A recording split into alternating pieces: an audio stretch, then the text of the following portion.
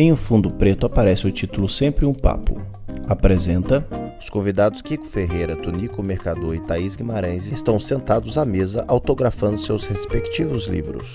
Sobre a mesa estão expostos os livros dos autores. Tunico Mercador autografa seu livro.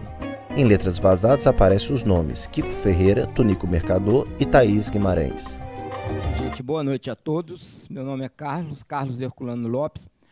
Sou escritor e sou jornalista, agora felizmente aposentado depois de 30 e tantos anos no dia a dia do jornalismo. O mediador Carlos Herculano Lopes está sentado no canto direito do palco. Hoje eu vou ter o prazer Ao lado estão 3 cadeiras vazias. Sobre a mesa tem os 3 livros dos autores. Tentando mediar uma mesa aqui com 3 grandes queridos amigos, escritores de primeira linha, grandes poetas, que é o Tunico Mercador, a Thaís Guimarães e o Kiko Uma senhora Ferreira. observa atentamente. Vamos então chamar, os nossos convidados? Vamos começar pela nossa querida poetisa Thaís Guimarães. Uma salva de palmas para Thaís. Surge por trás do cartaz Sempre um Papo. A poetista Thaís Guimarães. Ela se senta na cadeira. Vamos chamar, o Tunico Mercador. Entra no palco o publicitário e poeta Tunico Mercador. Senta-se na cadeira. A plateia bate palmas. O Kiko Ferreira. Entra no palco o jornalista e poeta Kiko Ferreira. Senta-se. Bom, gente, não tem como deixar de agradecer aqui a presença de vocês nessa tarde chuvosa, nessa noite chuvosa. Eu mesmo gastei 1h30 para chegar da Santa Efigênia até aqui. Achei que eu não ia conseguir chegar. Tunico, um mineiro nascido por um acaso no Maranhão. Thaís, uma mineiríssima também nascida por um acaso nas terras do Ceará. E o Kiko Ferreira, Belo Horizontino, né, Kiko? O que é uma coisa rara, né? Não, hoje já nem tanto, mas o... Hein? Criado em Ipatinga. São 3 poetas, 3 talentos que nós temos aqui em Minas, que nós temos no Brasil, reverenciados, conhecidos. Os livros estão muito bacanas aqui. Jogo de Faca, da Thaís Guimarães. Manual de Berros, do Kiko Ferreira. Dá até para fazer Uma mulher observa atentamente. Com o nosso grande poeta pantaneiro, né? Não é verdade? Eu tive o prazer de estar na casa dele uma vez lá em Campo Grande. O Invasor de Livros, de Tunico Mercador. Os livros estão lindos graficamente e também lindos no conteúdo. Gente, nada melhor do que o próprio autor para falar um pouco da sua trajetória, da sua carreira, do que está acontecendo hoje e dos últimos lançamentos, né? Como nós somos cavalheiros, vamos iniciar com a minha querida amiga de tantos anos, Thaís Guimarães. Obrigada. Boa noite a todos. É um prazer estar aqui. Eu agradeço o convite do Sempre um Papo, uma alegria estar entre amigos, né? E eu vou falar um pouquinho de mim. Eu comecei a publicar nos anos 80.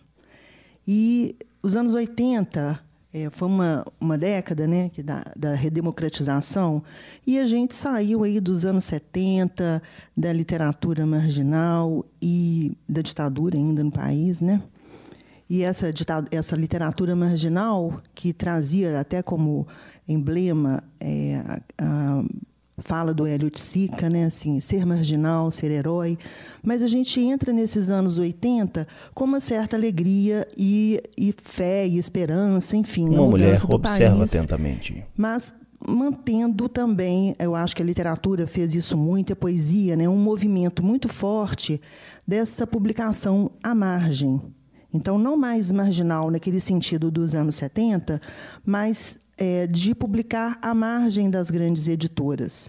E isso, aliás, hoje é um evento que a gente está vendo as pequenas editoras crescendo, né, à margem das grandes editoras e fazendo um belíssimo trabalho que a gente tem assistido. Mas nos anos 80 era isso, o autor publicava, né, eu fiz parte desse movimento aqui de venda no mano a mano. O meu primeiro livro, O Jogo de Cintura, eu vendi ele assim, em bares e em teatros e tal, mão a mão, vende 2.000 exemplares. Então, se a gente perguntasse em que livraria vendia 50 livros numa noite, num dia, eu vendia numa noite, saindo nos bares e oferecendo meu livro e perguntando: tem alguém nessa mesa que gosta de poesia? E como o Ricardo Aleixo até comentou uma vez comigo, eu fazia micro-performances, porque eu abordava as pessoas nas mesas e lia os meus poemas. Antes do Jogo de Cintura, eu, aliás, lancei esse pôster poema que eu saía vendendo. Você me ajuda aqui? Vou mostrar aqui para você. Thaís abre o pôster poema para a plateia. Que se chama Nuanças. É um projeto gráfico do Tião Nunes. E eu estou mostrando esse poema especificamente porque, como a gente está aqui para conversar e também contar um pouco de história, né? Esse poema, antes dele ser publicado, esse é um pôster poema. Um senhor Tunay, observa atentamente. Músico, ele teve acesso a esse poema e ele falou: vou musicar. E isso ficou, há 40 anos atrás, né? Ficou aí, essa coisa solta. O ano passado, o Tunay me liga e falou: Thaís, eu estou gravando meu CD de 40 anos e resolvi incluir a música, porque eu fiquei guardando para Simone gravar, Simone não gravou, e eu musiquei, estou te passando, estou incluindo no meu CD, queria sua autorização. E realmente incluiu, fez uma belíssima música que está no CD dele, Caderno de Lembranças, e para mim foi um resgate assim, muito interessante, porque se a gente pensar assim, um poema que foi escrito há 40 anos, 40 e tantos anos atrás, né? Ele me volta hoje como música, e eu estou falando isso porque o Tunay morreu tem poucos dias aí, né? Um mês e tal, ele morreu, teve um infarto e não saiu nem divulgando o CD dele ainda, o Caderno de Lembranças, embora esteja já no Spotify e tal. Então, eu trouxe para poder mostrar, porque é uma história que é triste, como disse o Afonso, ele falou, é uma história muito triste. É triste, mas, ao mesmo tempo, devolve essa força da poesia. E uma coisa que eu acredito muito, eu sou uma pessoa muito difícil de publicar. Eu tenho só 2 livros de poesia publicados, que é o Jogo de Facas e o Jogo de Cintura. E o Jogo de Cintura eu publiquei há 40 anos atrás, e o Jogo de Facas foi em 2016. E são 2 jogos, né? O Jogo de Cintura naquela época, porque o Jogo de Cintura tinha aquela metáfora da gente sair realmente driblando a venda e as editoras, enfim, sair vendendo à margem. E o Jogo de Facas, porque tem essa coisa que eu sou cearense e tenho no meu DNA o Agreste, um pouco de João Cabral. Então, a coisa do corte, da escola de facas do João Cabral, também... Um homem observa atentamente. Do João atentamente. Cabral. E eu penso isso, assim, eu escrevo relativamente muito, mas publico muito pouco, porque eu sou muito exigente. E, para mim, eu penso assim, que literatura não é quantidade. É assim, se eu escrever um poema e esse poema ficar, ótimo. Porque, se as pessoas se lembrarem dele, maravilha. Eu participei de outro dia de uma mesa e eu falei um poema meu curtinho, que assim tá no Jogo de Facas, que chama As Cegas. Ao seu lado, palavras ternas. Caminho com o coração entre as pernas. Quando a mesa acabou, uma pessoa da plateia falou: adorei o poema, e falou o poema de cor. Assim. Eu falei, sabe, fiquei super emocionada. Então, é isso. Eu acho que escrever e a minha trajetória, né, eu estou falando assim, resumidamente, são 2 livros, muitas plaquetes, muitos poemas publicados em revistas, em livros, e nós vamos continuar a conversa. Agora eu vou passar a bola, né? Okay. Essa época aí nós somos aí da mesma geração, na verdade, crescemos juntos aqui em Belo Horizonte. E essa época da literatura marginal, eu também participei, o meu primeiro livro, Sol nas Paredes, vendia na rua, a gente passava a noite inteira nos bares vendendo. Foi uma época muito interessante. Encontrávamos muito, né? Auge da ditadura militar, e foi um momento efervescente, não é? Aqui da poesia e da literatura mineira. A plateia observa atentamente. Fala um pouco para nós aí agora de você, da sua trajetória. Você, poeta, crítico musical, conhece música como ninguém, meu ex-colega lá no estado de Minas, e tenho a alegria de ser seu amigo há tantos anos. Conta para a gente um pouco dessa caminhada sua e do Manual de Berros. Mas é feito para isso mesmo. Eu mesmo erro cada vez que eu falo. Primeiro eu queria falar da emoção de estar aqui nesse projeto, porque eu acompanho desde o início, desde que ele chama Bate-Papo no Tom, né, com Afonso Borges, e teve um momento na minha transição ali em 86, entre a saída da Rádio Confidência e a entrada na Rede Minas, que eu fiquei uns 6 meses sem trabalho, e o Afonso, generosamente, como sempre, me convidou e eu fui o assessor de imprensa do projeto, almoçava na casa dele e convivia todo dia, então foi uma experiência riquíssima, tão grande como foi para mim quando a gente fez o Coliseu Circo da Lagoa, que eu trabalhei com a Paula Horta, e a gente alugava o Circo Garcia, ali na Pampulha.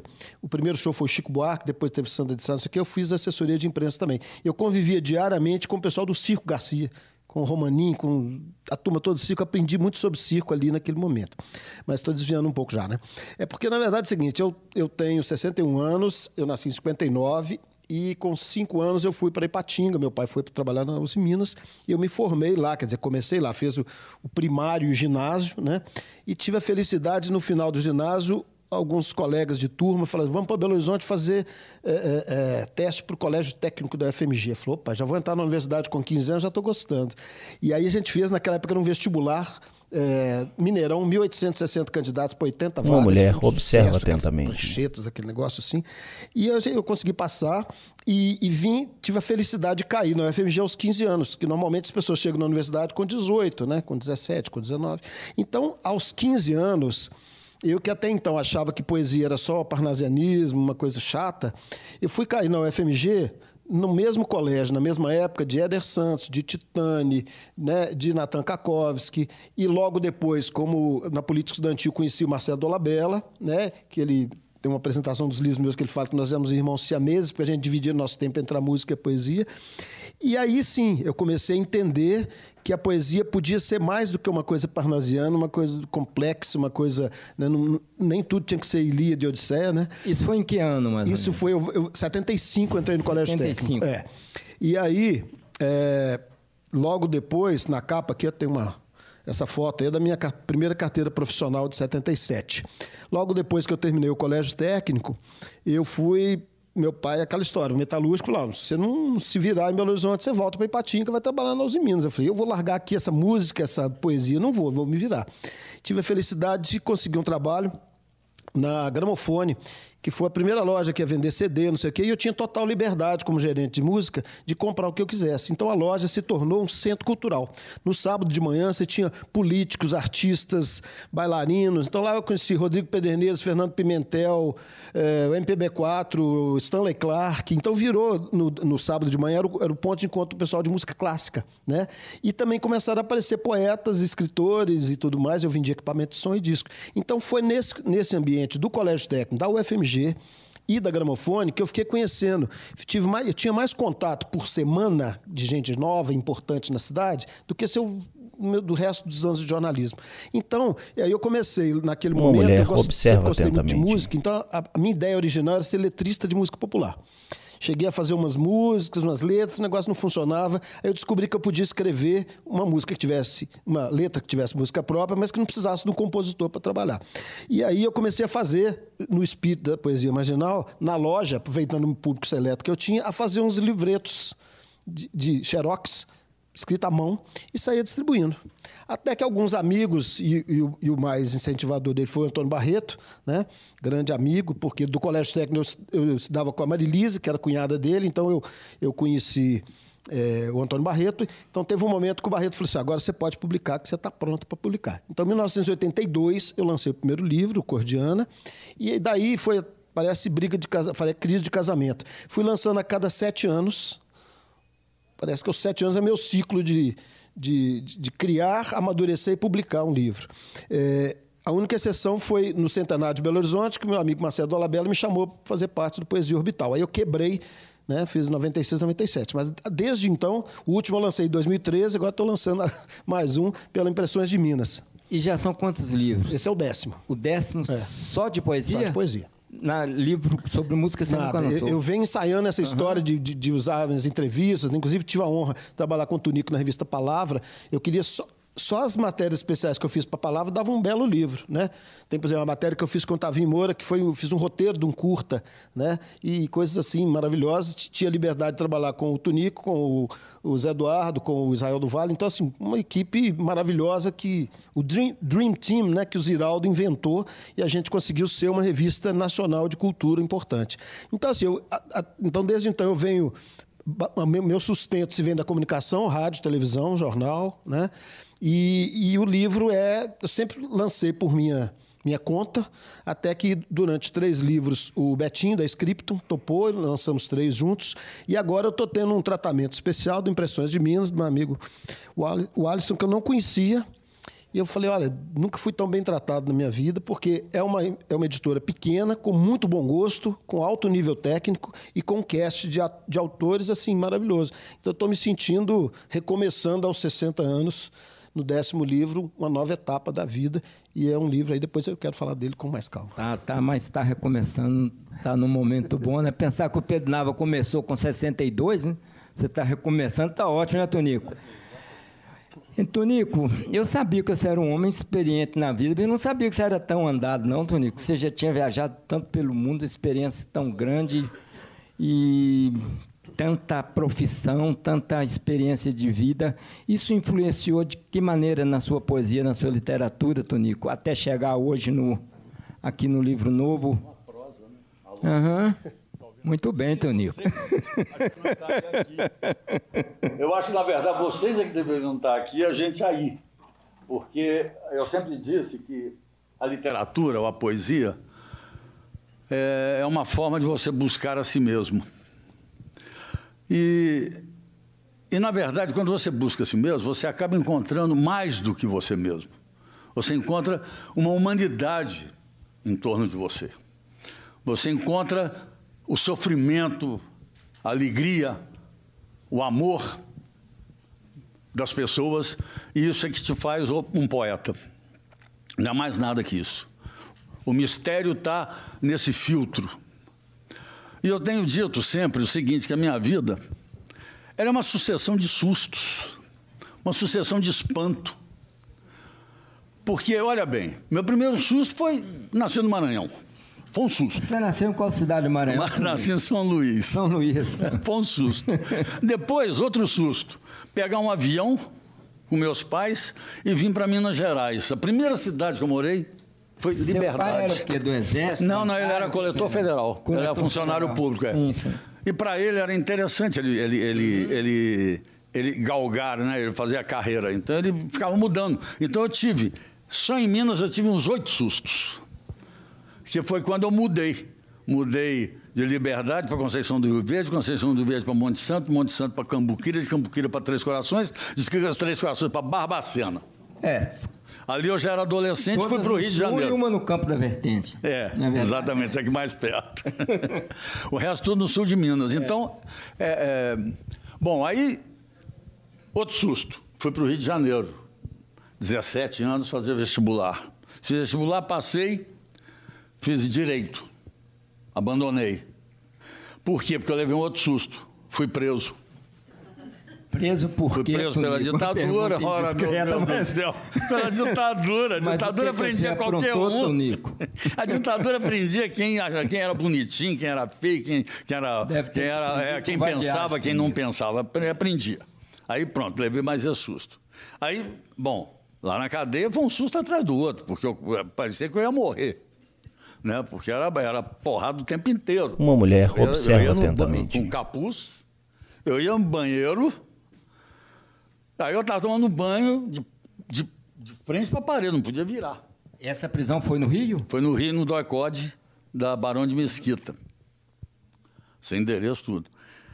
Aí, eu levava porrada, eu estava lá tomando banho, na hora que eu saía do banho, me dava uma porrada. Eu pregava na parede com soco nas costas, o diabo 4, tortura, choque. Mas fiquei lá 10 dias, né? Tá bom. Tem um amigo meu que ficou preso comigo, foi preso comigo, que hoje é curador da mostra Foto Rio, o Milton Guran, foi preso comigo. A gente se apanhou junto ali. Então, tudo bem, esse foi um outro susto. Aí, bom, outro susto foi quando eu peguei um avião e fui para a Europa, porque eu fui me autoexilar depois que eu saí da cadeia. Aí foi já em que ano esse? Aí foi 71. O período foi bem interessante. 71. Do General Médici. Eu fiquei preso uns 10 dias. Eu saí no final de... Eu fui preso no dia seguinte ao meu aniversário, janeiro, 22, e saí no final de fevereiro, de janeiro. Fiquei aí, em fevereiro eu já fui embora. Aí o susto, legal, a Europa bombando, sociedade alternativa, era aquilo lá. Londres, Rolling Stones, Beatles, entendeu? The Who, o Diabo a Quatro, entendeu? Muito rachixe, muita gente andando para lá e para cá, cabeluda, entendeu? Pô, eu mesmo dava com o cabelo, eu também não saía numa foto 3x4, o cabelo. Então, assim, era muito louco. Aí, bom, aí foi onde eu fui faxineiro, fui lavador de prato, fui pintor de parede, ganhei um dinheiro como pintor de parede. Foi legal, mais dinheiro do que com outras coisas.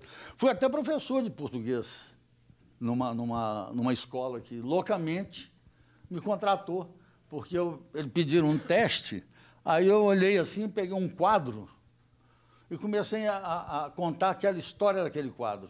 E falei, agora conta aí, em português. Aí os caras ficaram fascinados com esse método, essa didática porra louca, mas deu certo. Fiquei lá. Bom, outro susto foi quando eu cheguei do Rio de volta. Essa experiência 2 anos. lá na Europa... 2 anos, 2 anos. E lá você escreveu? Escrevi coisas que anos depois, em 88, eu viria a editar. Bom, então aí eu levei susto. Fui de susto em susto, eu fui vivendo, chegando até hoje. E o último susto foi quando eu me deparei com 72 anos. Me assustei com o amor. O amor me assustou bastante. Mais do que o ódio, mais do que a violência. O amor é assustador.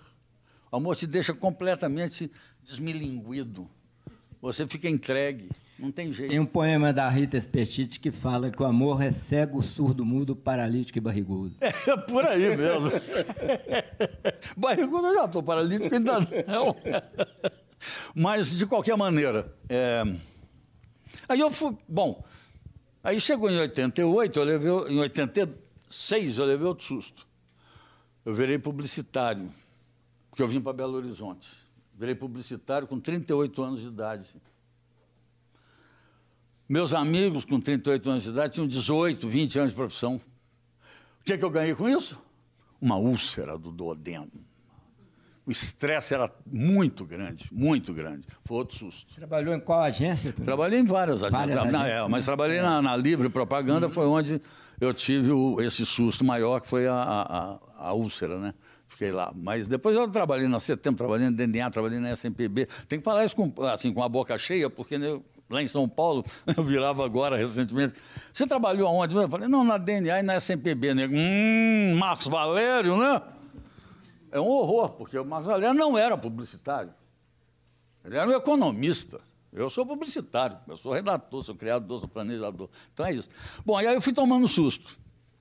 Bom, em 88 eu editei meu primeiro livro, chamado Itinerário da Era do Rock. Logo no ano seguinte, Iluminuras, que eu trouxe para cá, porque os outros estão lá, mas esse aqui está tão velhinho, coitado, que ele foi feito artesanalmente, junto com o meu amigo Paulo Giordano. E aí eu queria fazer um parênteses, eu sou um cara de sorte, muita sorte. Eu estou sempre rodeado de gente inteligente, criativa, entendeu? Me alimenta. Né? Paulo Giordano foi um cara... Agora, recentemente, é o Fernando Pacheco, que veio como parceiro desse meu livro. Então, assim, eu sou amigo de músicos, sou amigo de arquiteto. Então, isso me ajuda muito. Eu nem sou tão inteligente assim, mas isso me ajuda. A plateia sorri. Então, e o livro novo, Tonico? E o lançamento novo? Então, esse aqui foi agora. Então, olha só, estou falando muito? Não, tá não. Tá indo razoavelmente bem, mas pode falar do livro novo. Não, porque tem mais, porque é o seguinte, um cara com 72 anos, entendeu? Falar sua biografia, eu tenho que ser mais do que você, mais do que você, que eu tenho uns 10 anos, 20 anos a mais. Já é direito adquirido. É direito adquirido. Tem razão. Mas é verdade, mas aí, bom, eu editei o Iluminuras, depois editei Perversos, 4, 5 anos depois, em 94, depois em 98, eu editei Ambos Mundos, Hotel Ambos Mundos, que tem uma parte toda passada em Cuba, que é prosa, onde eu converso com os mortos de Cuba. Sabe que foi meu roteiro de visita à Havana, foi seu livro, né? Pois olha, peguei os Henrique, cenários e fui lá ver. Grande Flávio Henrique. Esse hotel ainda existe em Havana, não é? Hein? Esse hotel? Existe, é o hotel do Hemingway, só. Exatamente. O Hemingway ficou lá. Eu lembro que eu conheci Eu posso contar uma historinha rápida? Essa foi ótima. Eu estava hospedado no Hotel Ambos Mundos. E no Hotel Ambos Mundos tem um quarto museu, onde o Hemingway viveu uns 4, 5 anos. Bom, eu falei, vou visitar. Já estava com ideia, já tinha conversado com o Hemingway no Floridita, onde ele tomava seus daiquiris. Né? E lá ele tomou mais de 15 daiquiris comigo. E aí eu chamei a moça, paguei lá seus 20 pesos, sei lá, 30 pesos, 10 dólares, sei lá quanto. Bom, aí fomos para a porta do quarto. Na hora que ela foi enfiar a chave, falei, um momento. A plateia sorri novamente. Aí, pá. Senhor Hemingway. Silêncio. Senhor Hemingway. Aí eu olhei para ela e falei assim, eu pensou que não está. Aí ela riu, abriu a porta, então me trancou lá, fiquei lá uma meia hora, mais ou menos. Sentei na cama, deitei na cama. Fiquei um quarto, fiquei olhando. Então o Hemingway tem essa relação com Cuba muito interessante. E depois do Ambos Mundos, eu editei Olhos Quase Cegos, que é uma tentativa de trabalhar com as imperfeições do mundo, coisa que você vê o tempo todo, mas não enxerga. E aí, depois disso, eu falei, aí como todo bom poeta, e eu acho que eu sou um bom poeta, eu editei um livreto pornográfico, como todo bom poeta edita. Chama Afrodisíaco, que é um negócio poderoso.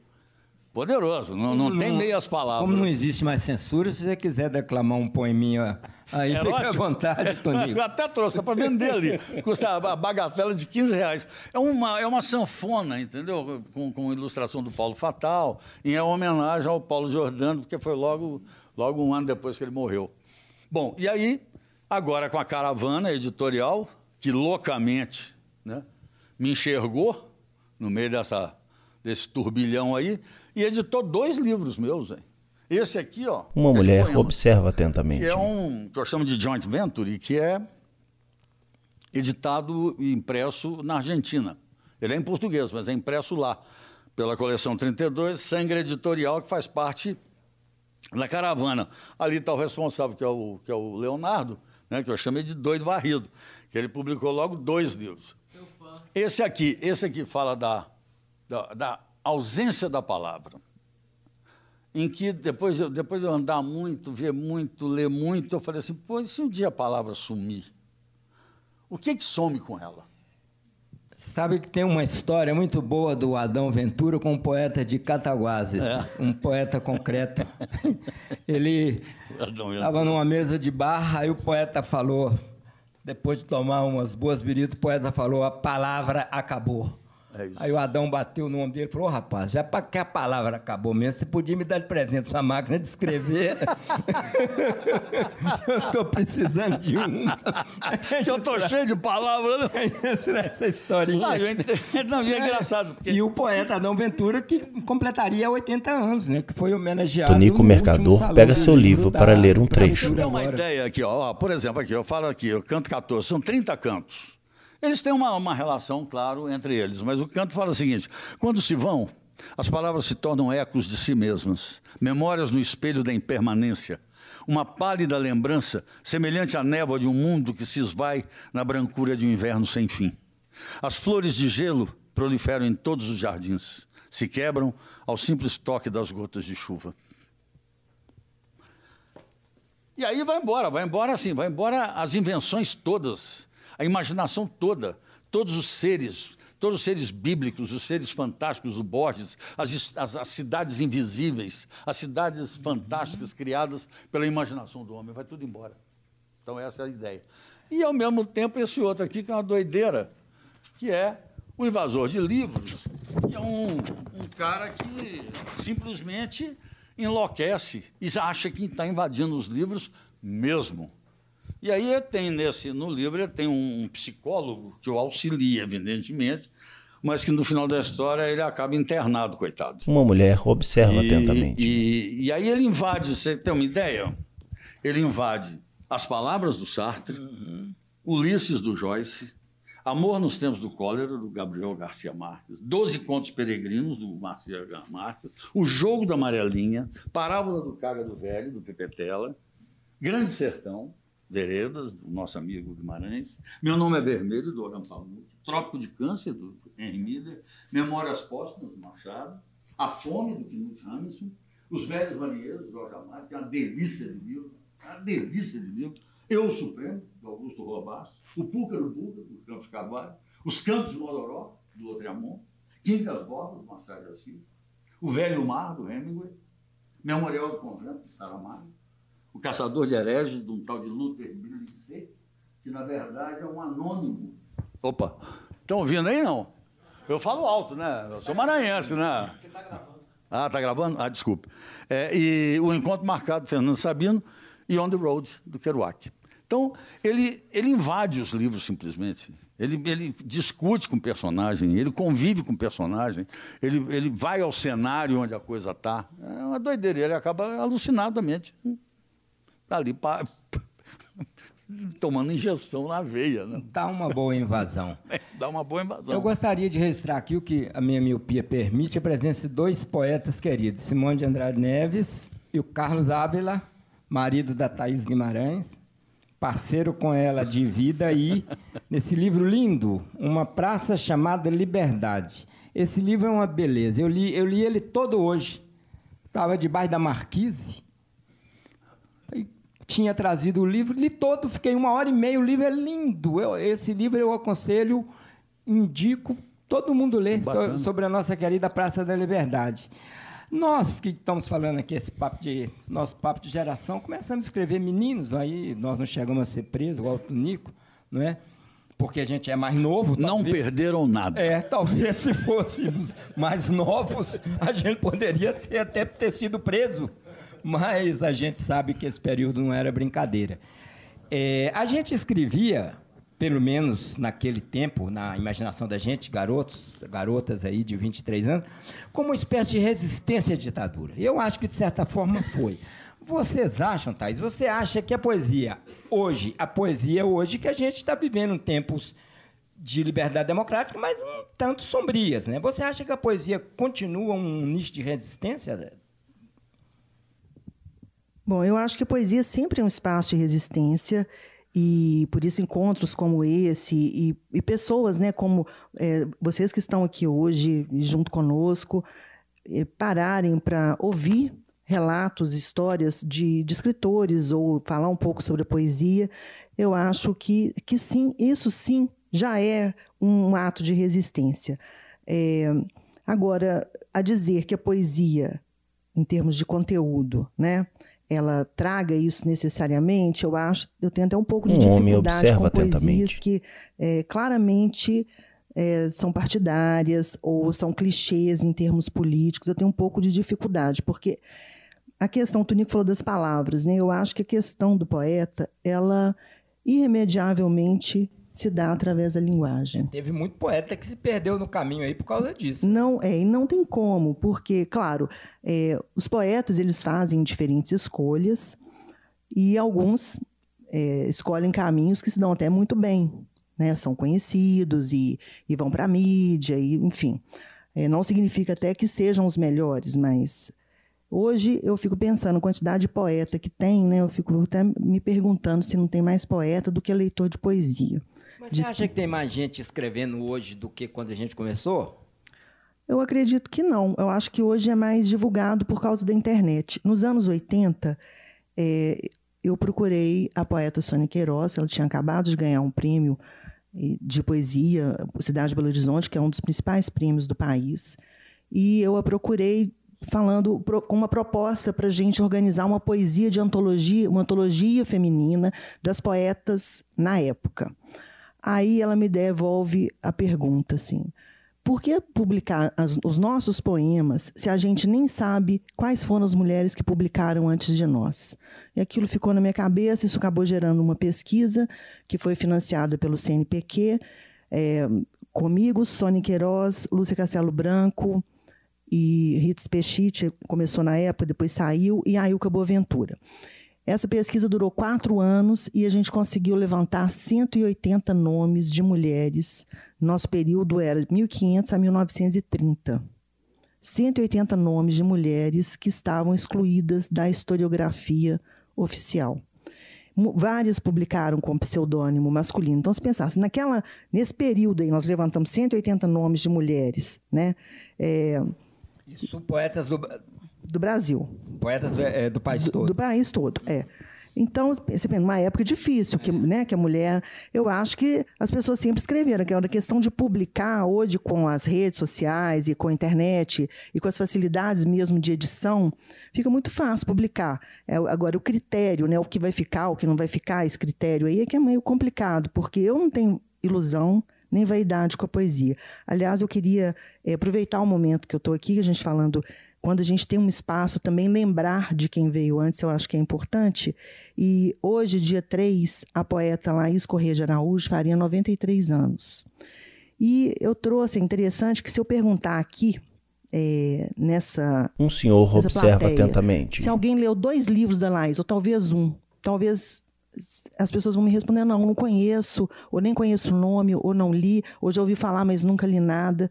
Né? Então, eu conheci a Laís nessa pesquisa, então eu tive contato com esse livro dela. O primeiro livro da Laís que eu li foi esse, O Canto Chão, que ganhou o prêmio Cidade Belo Horizonte. Thaís mostra o livro da poeta Laís Corrêa de Araújo. Tem a história dela registrada, ele tem uma fortuna crítica. Olha, eu estou falando de uma poeta que eu imagino que poucas pessoas aqui tenham lido ou conheçam. Ela tem uma fortuna crítica que foi organizada pela Maria Esther Maciel, e ela tem uma antologia que foi publicada pelo FMG com a obra completa dela. Completa não porque ainda ficou um último livro, A Elegia da Maturidade, que não publicou. Então, eu penso nisso. Qual a vaidade que um poeta pode ter? Seria muita arrogância a gente pensar que a poesia é uma coisa que traz sucesso, sabe? Então, eu penso assim, que a gente tem que escrever com muita lucidez e publicar realmente coisas que a gente acredita. Agora, o que vai ficar? Só o tempo que pode dizer. Né? Eu, por exemplo, eu abri aqui falando do meu poema, do Nuanças, que está no meu primeiro livro, No Jogo de Cintura. Agora, se eu for voltar nesse livro, quantos poemas dele resistiram ao tempo? 2, 3? Talvez. Mas isso já me deixa feliz, porque se eu tenho 2 ou 3 poemas que resistiram ao tempo, né, isso para mim está ótimo. Então, eu estou mencionando isso, assim, porque se pensar uma poeta que tem uma obra desse tamanho e pouca gente conhece, e é pouco conhecida mesmo, né? Então, eu hoje estou registrando aqui essa poeta que faria 93 anos, e eu vou ler um poeminha dela. Isso é isso que eu ia te pedir.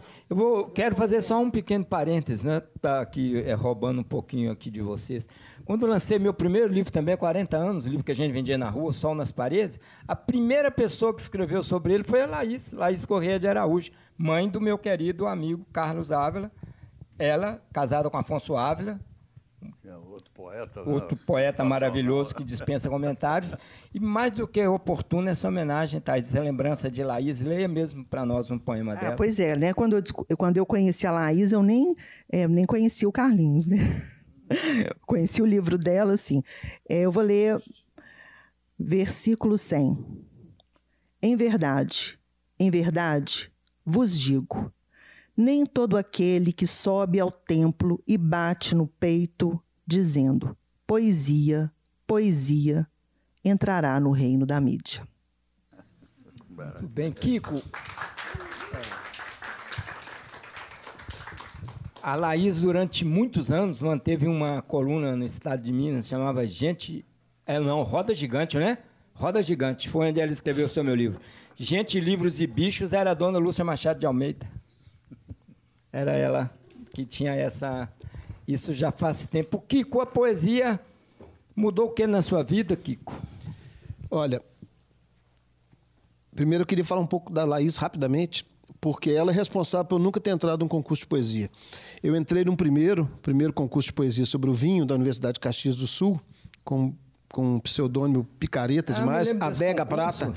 Aí eu tirei a menção honrosa, e a minha sogra, na época, Guiomar Santana, ela também mandou um livro e a gente combinou que o que ganhasse a gente ia dividir. Ganhamos uma caixa de vinho e tive que dividir com ela.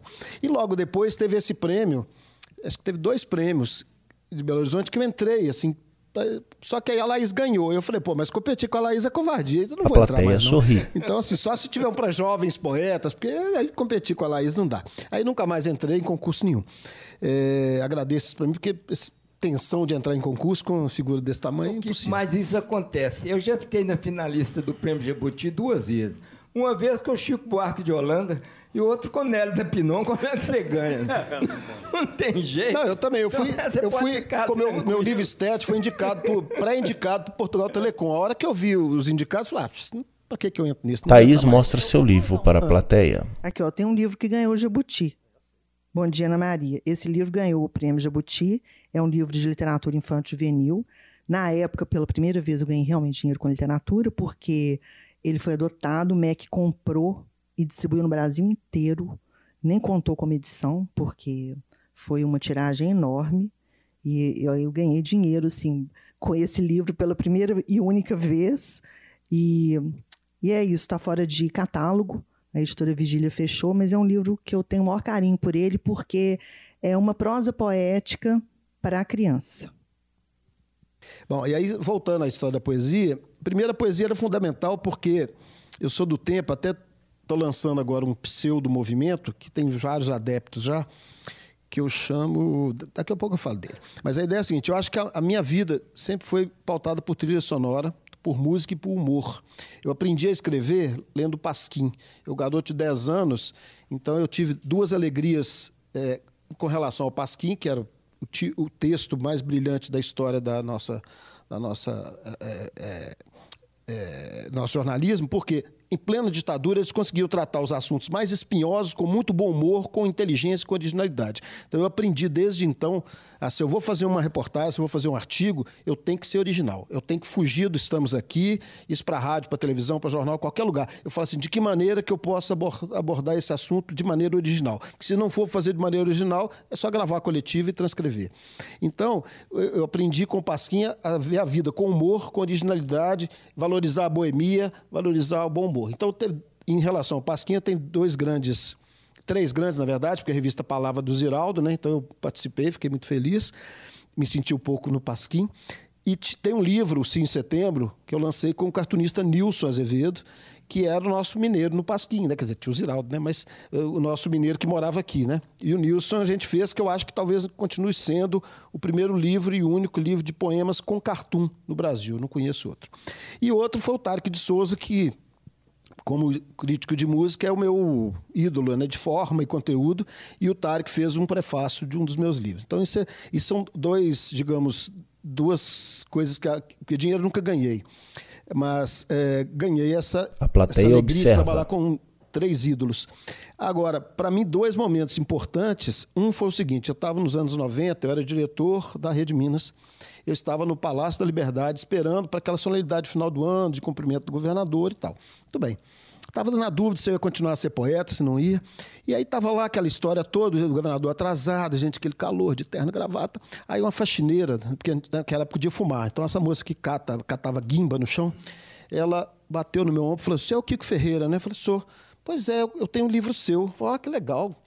E pois é, então uma vez eu briguei com o meu namorado e mandei para ele esse poema. Ele leu um trecho de um poema meu de cor.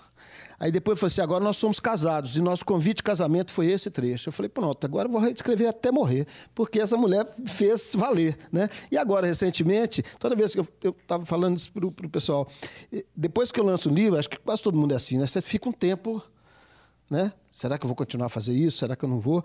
E aí, recentemente, uma amiga me mandou uma foto da filha dela com um livro meu, porque a filha tinha visto no Instagram uma garota de 17 anos que pegou um poema meu antigo, publicou, fotografou e publicou com um dedinho assim com esmalte, nem sei quem é a menina. E aí a filha dela, também de 17 anos, ela gostou, aí eu fiz questão, fui lá, levei os livros para ela, e depois ela me manda um poema de 92, uma menina de 17 anos, e ela falou assim, olha, quando eu li esse poema aqui, eu me vi aqui dentro. Isso foi o que eu ganhei com a literatura. E a admiração de um ídolo meu na época, que é o Sérgio Moreira, que na época que a música regional estava surgindo, o Sérgio misturava o chamado rock rural com King Crimson, Frank Zappa e uma informação mais sofisticada, né? E o Sérgio, a gente chegou a trabalhar juntos na Gramofone, nessa loja, e chegamos até a dividir um apartamento e nós fizemos 4 ou 5 composições, e uma chegou ao primeiro lugar uma vez na rádio em Patos de Minas, que eu achei uma delícia. Então, assim, são essas alegrias que a poesia me deu, né? Agora, o primeiro dinheiro que eu ganhei com poesia, que eu sempre banco meus livros, então o lançamento é feito para zerar, foi no meu 9º livro, que é uma coletânea chamada Slow Food, né, que o Bruno Brum e a Ana Elisa fizeram, e eu recebi R$236 adiantados sem... É um cachezinho sem gastar nada. Foi a primeira vez que eu não gastei nenhum tostão com o livro, né? E me deu um retorno maravilhoso, porque aí você entende essa história de como é que é importante esses processos, esses projetos, assim como esse projeto, de popularização da literatura. Então, era um livrinho, né? Não sei se vocês conhecem, Leve um Livro, é uma coleção de livretos, de coletâneas pequenas, e ele era distribuído gratuitamente no Lucas, no Conservatório do FMG, na Rodoviária. Então, por exemplo, amigos que eu tinha anos acharam esse livro, falaram assim, eu não sabia que você escrevia, me ligaram, já era meu 9º livro, né? Então, a importância que é ter esses projetos de popularização, né? Eu sinto uma tristeza danada hoje, os nossos jornais não terem mais aquele suplemento, aquele espaço para poesia, né? Páginas. Porque é isso, né? Assim, eu acho que isso é fundamental, a popularização da literatura. Vamos perguntar, meus amigos, o microfone está aqui à disposição de vocês, senão eu fico monopolizando aqui a mesa. Alguém quer fazer alguma pergunta para o Tunico, Thaís, o Kiko, os moços? Coragem, gente, coragem. Vamos lá. Elas estão aí. E depois vai ser editado, então o que ficar aqui fica entre nós, né? E o que não for censurado vai ser editado. Ela vai passar para você aqui. Um homem se prepara para fazer uma pergunta. Boa noite para todo mundo. Moço de suspensório. Quando eu era menino, minha mãe comprou um suspensório para mim, mas foi um horror. E é bonito, né? É charmoso. É charmoso. Mas eu vou te contar o seguinte, que o Olavo Romano, né, presidente emérito da Academia, é meu amigo de caravana, meu sócio, meu autor. Eu tive esse privilégio, né, de editar e ser amigo de colega de trabalho do meu autor favorito, né? Pois bem, aí eu comecei a usar suspensório porque é confortável, que é o caso da barriga, do cinto, e é mesmo, viu? Vale a pena usar o tal do suspensório, é muito bom. Muito bem, ficou bacana. Eu não tenho tanta barriga, mas eu estou treinando, vou chegar lá, tá? Mas o que eu queria, puxando a roda da conversa, né, é que vocês três mesmo, qualquer um que se sinta à vontade, dissessem um pouquinho, porque eu rabisco algumas coisas, mas estou na posição de editor, né? Como que é para vocês... Vocês falaram um pouco, acho, né, que isso que você falou da menina, né, da dona lá, isso é muito bom, eu sou professor também, de ser lido pela gente simples, né? Talvez não dê para ganhar grana, né, é difícil mesmo, mas quando você tem esse retorno de um jovem da periferia, sabe, de uma dona, de um cara que não tem a instrução que talvez você tenha, que a Thaís tem, que o Tunico tem, essa viagem, né? O Tunico é um self-made man, viajou o mundo, viajou o Brasil, viajou em livros como vocês, né? Ainda mais num tempo esquisitíssimo como esse. Então, eu queria que vocês falassem um pouquinho disso, né? Aprofundassem um pouquinho nisso, de como que as pessoas estão lendo, o que vocês estão esperando dos leitores, dos jovens da periferia. O livro é um objeto muito caro também, né? Um objeto de fetiche ao mesmo tempo. O livro fechou no passado, o preço médio de 52 conto. Mais do que 1 quilo de carne, que também está caríssimo. Sim. Né? Fala um pouquinho disso pra gente. Posso falar? Claro, já que você está falando de periferia ou de leitores. Sabe, eu acho que essa distinção aí, para mim, né, me soa um pouco estranha, sabe? Porque eu acho que hoje as pessoas têm acesso a livros e a leitura e a textos, justamente porque todas as pessoas hoje têm um celular, né? Independente de classe social, independente de... Enfim. Então, o acesso à literatura, ele se dá muito através das redes sociais. E a gente tem que reconhecer isso. Então, quando se fala assim, do livro em si, eu acho que o livro, enquanto objeto, né, ele vai continuar existindo e tal, mas os jovens... eles buscam outras formas de leitura, e eu acho que estão lendo, e isso independente. E quando você fala de periferia produz muita coisa, né? Nós temos aí o movimento do Islã, que é muito forte. Então, se você pega hoje essa divisão, ela não está assim, dessa forma mais, sabe? Porque, na verdade, eu acho que nunca esteve.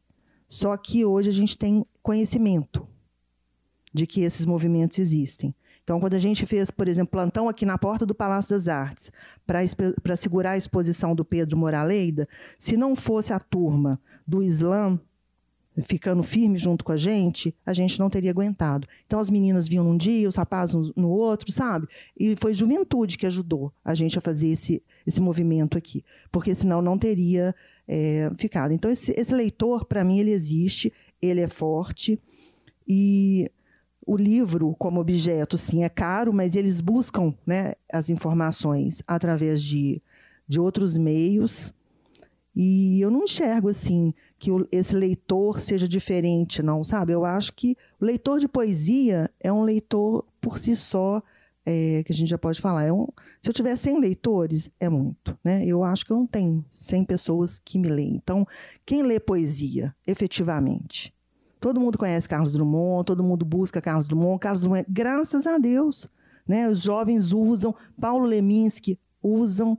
Então, eu acho que a leitura tá existindo, sim. Eu só queria completar um pouco, dizer o seguinte: a minha relação com a poesia sempre veio da música.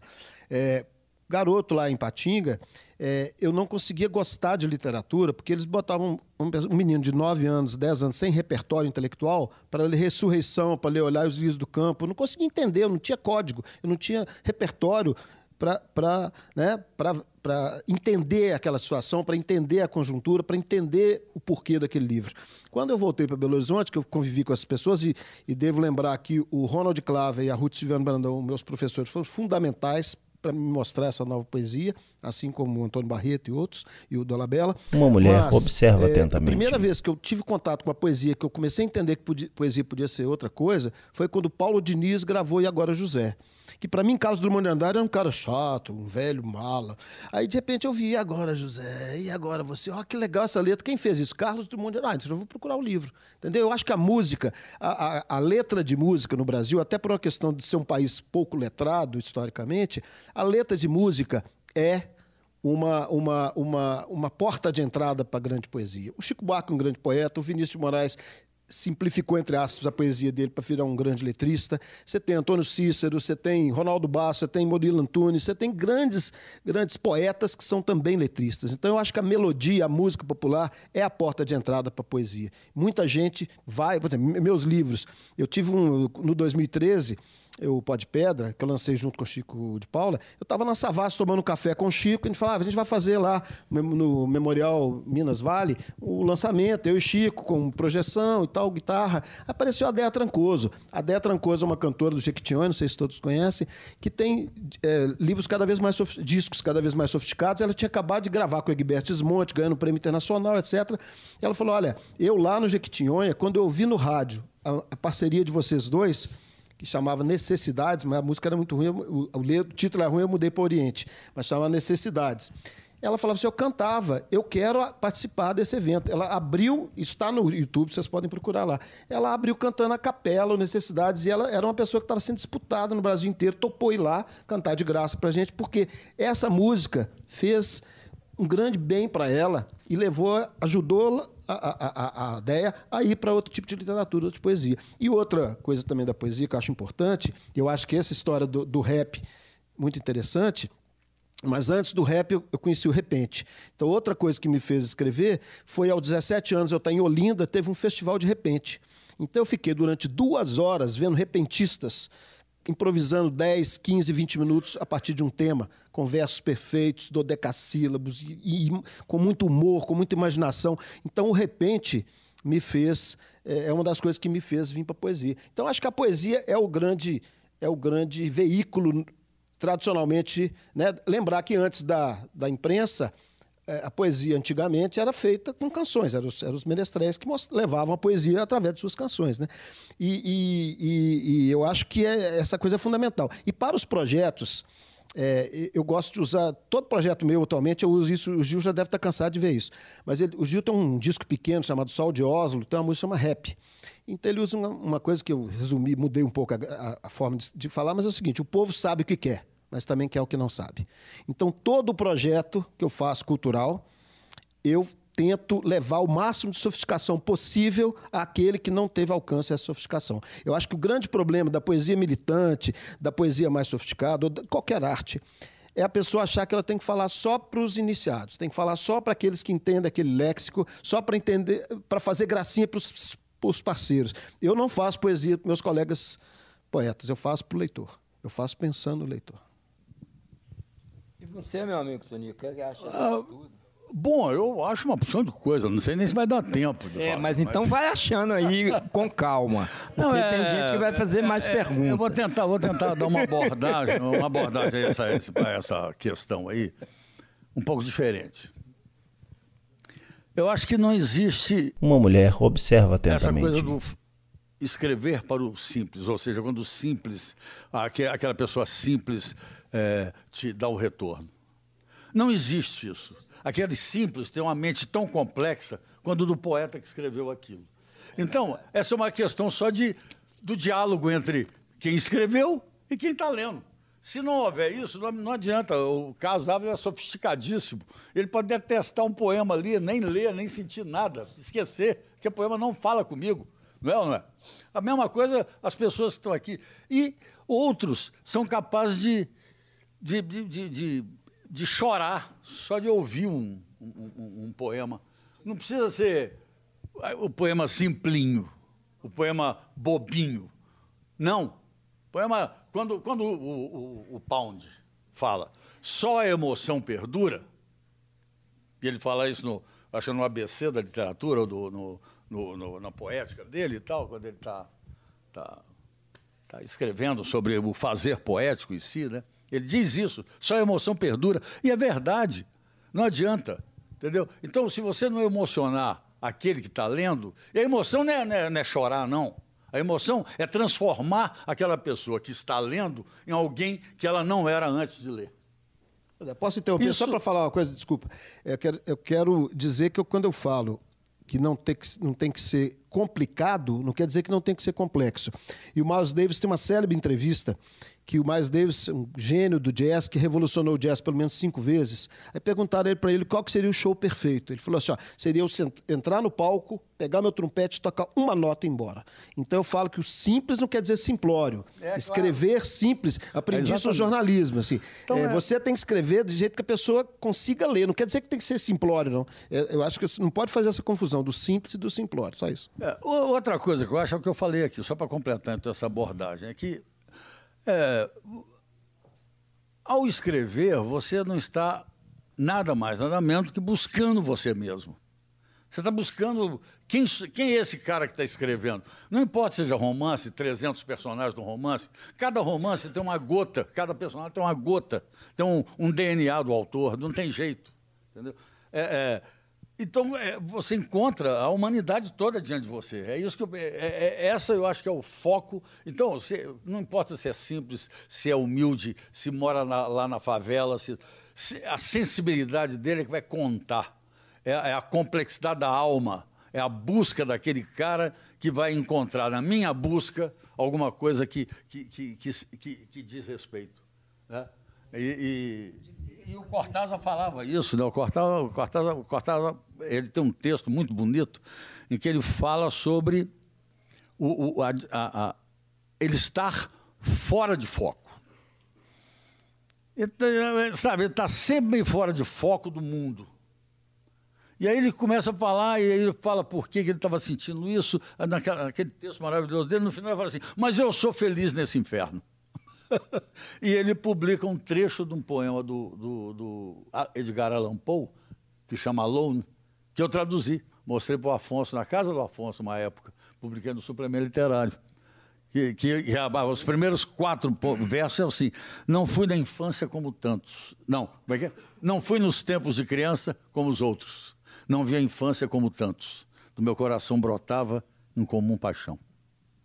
Foi naquela época que o Cortázar veio aqui em Belo Horizonte, que foi a Ouro Preto, aquela viagem famosa? Não, foi bem depois. Eu fui encontrar com ele, eu fui encontrar com a mulher dele, né? Com a Unies, a ex-mulher, não, com a ex-Carvelli, lá em Ouro Preto. E lá eu pedi autorização para traduzir Notícias do Mês de Maio, que eu publiquei na revista Palavra. Era um poema de 8 páginas. Lá em Correia de Araújo também traduziu o Cortázar, não foi, Xará? Eu traduzi o Cortázar. Muita tradução de Cortázar. Muito legal. Mais uma pergunta, Ótimo. gente? Vamos perguntar mais aí. Tunico, aproveitando isso aí que você está dizendo, né? E pensa, eu vou fazer uma pergunta para cada um, né? Porque aí fica... Um senhor faz uma pergunta. Uma coisa equilibrada. A partir do que vocês estão falando aí, que eu estou percebendo. Então, primeiro, para você, uma coisa que eu queria falar também, né, que você está falando muitas coisas aí, mas, e você mencionou isso agora, pouca gente sabe também que o Tunico fez inúmeras traduções, várias, principalmente de poesia beat norte-americana. Ele tem um papel importante no Brasil, teve aqui também em Minas, pioneiro, de divulgar essa poesia, né? Então, eu queria te perguntar, Tunico, assim, voltando para esse período, né, e como você tem muita ligação com isso, qual que é a importância para você desses poetas, da Beat Generation americana, para você, para o processo da poesia pessoal seu? Para a Thaís, eu vou perguntar que, da mesma forma, né, assim, quais são aqueles poetas que ela leu e que impulsionaram a ela, né? Eu sei que, por exemplo, ela tem uma relação grande com, por exemplo, com Cecília Meirelles, né? O tipo de poesia que ela faz também tem, eu já observei isso para ela, muitas rimas toantes, assim, uma sonoridade, mas que não é uma sonoridade um pouco diferente, estranha e tal, e que não sei se teria a ver um pouco com essa música, né, da Cecília também. Aliás, fazendo um parênteses, o Mário Faustino, grande poeta e crítico, né, ele falava que a Cecília Meirelles era a pessoa que melhor cantava, entre aspas, na poesia brasileira. Eu acho isso muito bonito. É muito sonora, né? Então, eu sei que ela tem relação com isso, mas tem com outros poetas também.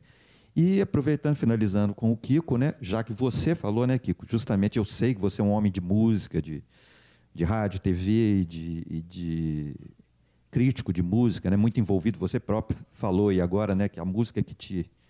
eu queria te perguntar também sobre em que medida também essa coisa da letra de música, né, te impulsiona ou tem a ver com o seu trabalho também. Eu só gostaria de fazer um pedido aqui antes de você começar, Tonico, porque como o nosso tempo já está esgotando, para ter a oportunidade de mais uma pergunta, que vocês fossem razoavelmente breves nas respostas. Tentarei. Tá certo, Tonico? Tentarei. Bom, falar da Beat Generation é muito legal, porque quando eu entrei em contato com essa geração, eu percebi uma coisa fundamental para mim.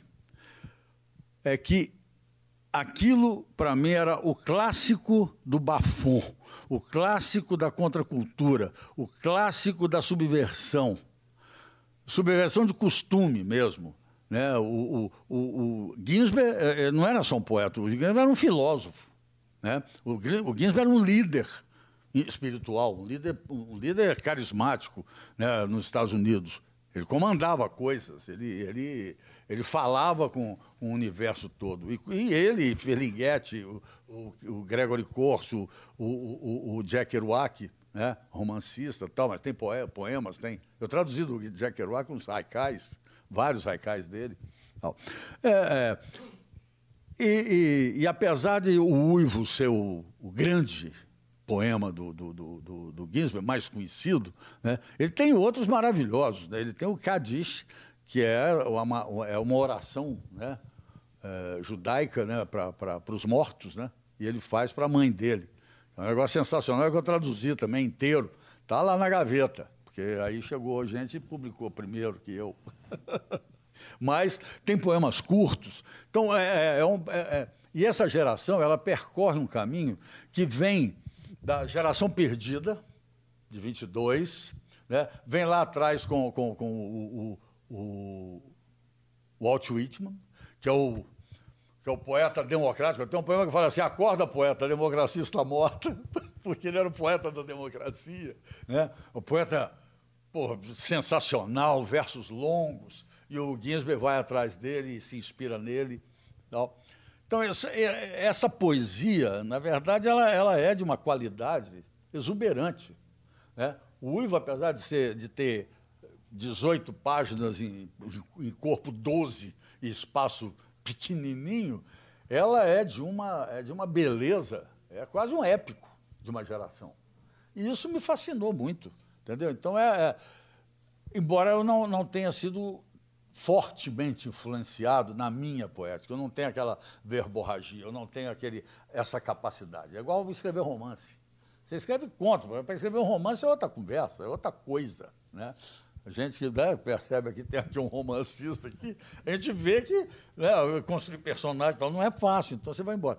Então, agora, é fundamental quem não conhece, por favor, conhecer, buscar a Beat Generation, que o Kerouac traduziu como a geração benta. A plateia sorri. Beat de Beatific, que ele faz questão de dizer isso. Não é de beat, o toque do jazz e tal, pá. Muita gente coloca como sendo, mas não é. Ele traduziu como Beatific, que é a redução para Beatific, que é o beat. Então, é muito legal, adorei traduzir, acho que me fez muito bem, muito bem. E todo mundo aí que puder ler, faz favor. Eu tenho as traduções, como é que é o nome do cara que traduziu? O poeta lá da RPM, esqueci o nome dele. Cláudio Viller. Cláudio Viller traduziu. A minha tradução é melhor, na minha modéstia. Não, eu tenho que falar. Sem dúvida, né? Eu tenho que falar. Você mostrou seu post. Eu vou te dar, vou pedir para aumentar um pouco o seu tempo. A Thaís mostrou um pôster aqui. Eu fiz, na época que o Ginsberg completou 70 anos, eu fiz 4 pôsteres. E falei o Uivo inteiro. Você viu o espetáculo? Bacana demais, muito bom. E minha tradução é forte. Eu não tenho medo de falar viado, de falar que eu dei o cu. Eu não sei, eu não sou viado. Então eu não tenho medo nenhum. Mas as pessoas que são gays, têm medo de traduzir como deveria ser, como tem no poema, sabe? Então, eu mandei bala. Ficou muito legal, eu gosto muito da tradução. Meus parabéns, Tonico. Agora vamos passar para a Thaís. Para a Thaís. Vocês estão ansiosos. Bom, então vou ser muito breve. Gente, obrigado, viu? Em termos de influência, sim, a Cecília Meirelles foi a minha porta de entrada para a poesia. Eu me descobri poeta depois de ler Cecília Meirelles, ainda criança, e eu isto, aquilo, enfim. E Cecília Meirelles, essa lírica que ela tem, tal, acho que me dominou, realmente me influenciou, e eu percebo ecos da Cecília na minha poesia. Por essa leitura muito jovem, né? Eu comecei a ler Cecília Meirelles muito jovem, e li muito Fernando Pessoa na minha adolescência. Então, eu acho que eu vim com 2 bases que são muito boas, assim, em termos de poetas, né? E depois fui descobrindo as outras poetas à medida que fui pesquisando. Então, Alfonsine Storni, que é uma poeta apaixonante. Quando eu descobri Alfonsine Storni, eu ainda li Alfonsine Storni em espanhol, lia no original. E Gilca Machado. E fui buscando as mulheres, a própria Laís, que é uma influência para mim, e curiosamente, né, eu recebi todos os livros dela, e ela fazia tiragens pequenas, ela me achava e, de repente, chegava um livro dela na minha casa autografado. Então, eu percebo que essa influência também é muito grande, assim. Até a Maristela, ela deu uma entrevista recente, ela falou assim, a Thaís é herdeira da Laís em algumas coisas, assim. E realmente, porque eu acho que eu tenho essa influência mesmo, assumo. E é isso. E hoje, né, a poesia feminina está muito publicada, e eu tenho uma estante de poesia feminina que é bem expressiva, e acho importante que mulheres leiam mulheres. Então é isso. Bom, eu queria... daria 1 hora de conversa essa sua pergunta, então eu só queria dar um exemplo de como a música e a poesia são importantes juntas. Você está falando do Uivo. O Uivo, eu tentei começar a ler várias vezes, eu me perdia no meio do caminho. Como eu aprendi a ler o Uivo? Com Tonico Mercador, Murilo Antunes e Cláudio Venturini. Eles faziam performance com poesia audiovisual. Então, por exemplo, eu era um admirador da prosa do Bukowski, mas não conhecia poesia, conheci nessas leituras do Murilo e do Tunico e do Murilo. Então, assim, quando o Tunico e o Cláudio Venturini botaram beat nos beats, eu comecei a entender melhor, eu comecei a gostar mais. Então, para mim, eu acho melodia fundamental. Eu quero falar duas coisas rápidas que tem a ver com isso. Eu fui diretor de produção musical da Filarmônica de Minas Gerais. Não tem preço você fazer um concertos durante 2 dias, concertos didáticos. São crianças das escolas públicas que nunca foram a um concerto, descem do seu ônibus da sua cidade, vêm lanchando no caminho e assistem um concerto de música erudita de 50 minutos. Eu assisti vários concertos com crianças de 6 anos do meu lado, regendo no tempo, crianças que nunca viu uma orquestra na vida. Então, por isso que eu uso o Gil de novo. Então, essa coisa do simplório, do simplicidade, não. Dá para as pessoas o sofisticado, com o formato correto, com o tempo correto, que elas vão gostar, elas vão saber usufruir daquela informação. E a última, eu vou pegar na musicalidade, falar um pouco do livro que eu acabei não falando, né? Do Manuel de Berros. Ele vem de alguns meses de insônia em que essa gritaria, essa histeria das redes sociais, dessa polarização política estúpida que o Brasil vive de uns 3, 4 anos para cá, começou a me causar dor física, a ponto de 3, 4 horas da manhã eu acordar com os gritos do WhatsApp na cabeça, aquelas letras grandes e estupidez, pessoas inteligentes, sensíveis, perdendo a sensibilidade, perdendo a razoabilidade, perdendo... Nessa época eu cunhei uma expressão que eu falo que a democracia no olho dos outros é refresco. Então, atualmente, a democracia é só se a pessoa falar o que eu acho. Se ela não falar, ela não serve, ela não é cidadã, ela não merece respeito, ela não merece ser tratada como cidadão.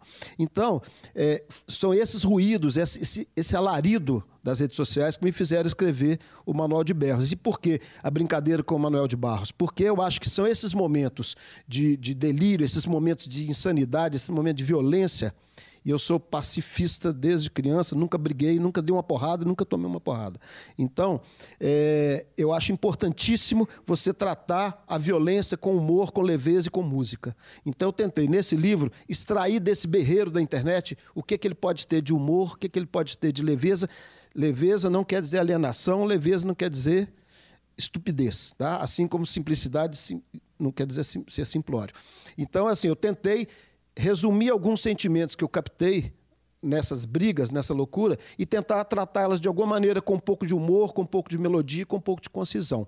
E nem sempre as palavras que estão aqui, porque tem alguns poemas que alguns militantes, amigos que eu já conversei, tem um poema aqui de 3 versos que tem um sinal de mais e um igual. Então eu peguei para cada amigo militante de uma causa, falei assim, como é que você mudaria essa ordem aqui? Fizeram umas 9 possibilidades diferentes. Cada grupo militante colocou, que eu falo sobre lugar de fala, né?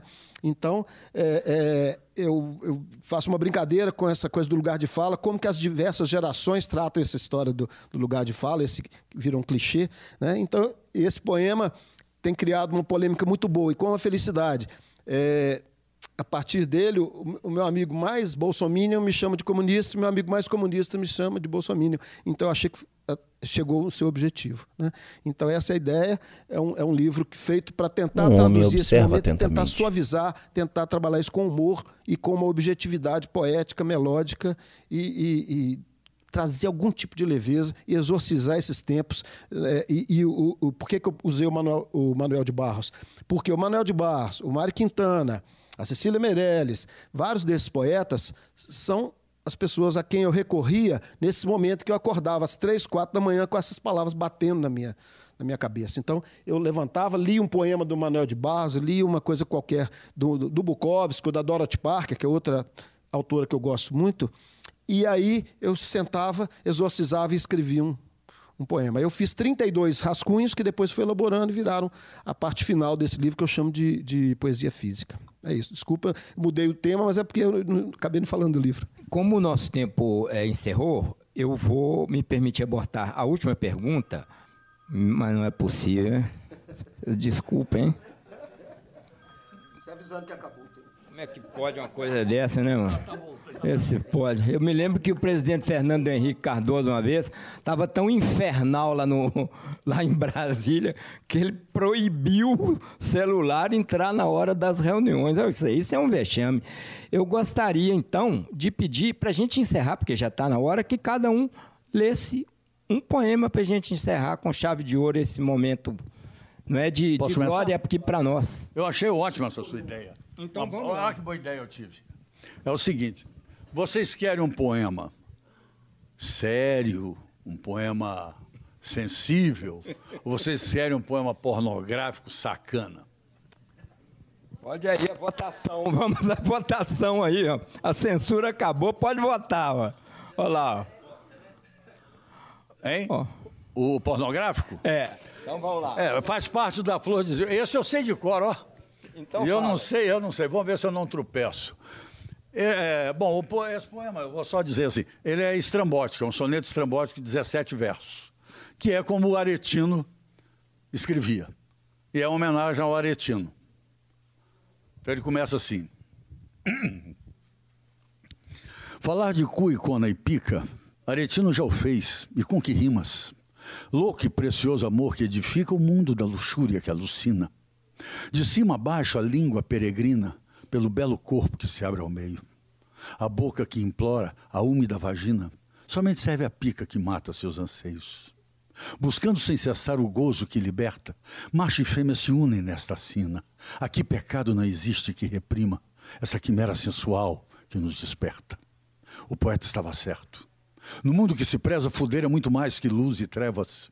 Amantes, para a relva, entregue-se ao tesão agreste que anima a nossa vida breve e aretina.